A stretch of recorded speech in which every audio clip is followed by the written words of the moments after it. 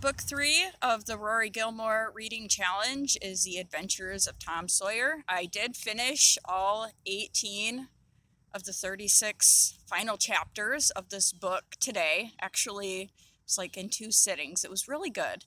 Um, and so the first kind of thing that I noticed, the difference between the second half of the book and the first half of the book, is there's still some adventures and things like that, but it gets a lot more serious. There's a lot more like growth that you see happening with Tom Sawyer.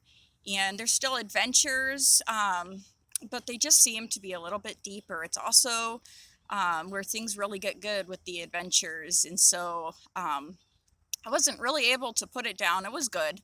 And actually, I have read this book before. I can't remember what grade. I believe this is one of those books that probably like seventh or eighth grade, they make you read it. And I was reading it and I was thinking, like, is this actually a children's book? Because there's a lot in here that as a kid, I really didn't have the awareness to even understand. I think I was more fixated on the entertainment aspects of the book, but really, um, there's a lot of like deeper like morals in this story that I think Twain is trying to pass off. So it was definitely a different perspective um, now than when I read it a very long time ago. And so one of the themes, that I noticed present in the book was the like corruption of civilization. And so things like, the injustice of people being wrongly accused of things that they did not do, slavery, the mistreatment of, like vulnerable populations, whether it be the town drunk or, people living in poverty. And so that was something that, troubled Tom and Huck.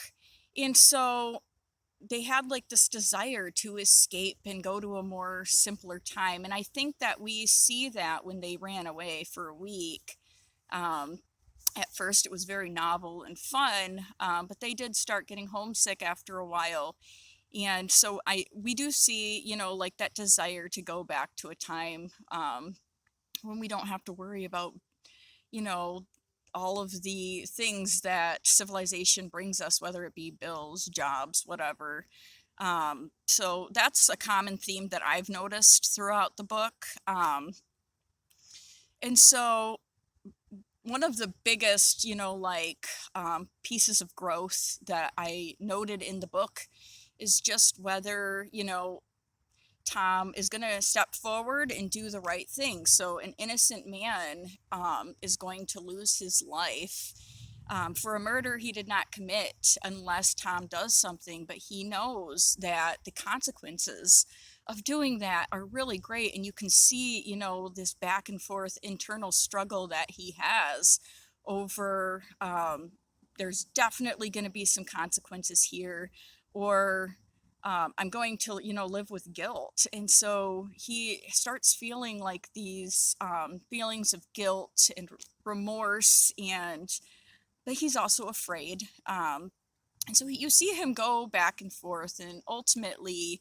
he ends up doing the right thing. And no surprise here, it comes at a consequence to him. So he has to live in fear for his safety. But my favorite part about this book, so after a while, he's living in fear, and then he, like slowly starts getting back to, I'm just going to live my best life. And so he lives his best life despite the consequences. And, spoiler alert, but in the end, the bad guy, through no doing of Tom's own, meets his demise. And I think that's really, telling.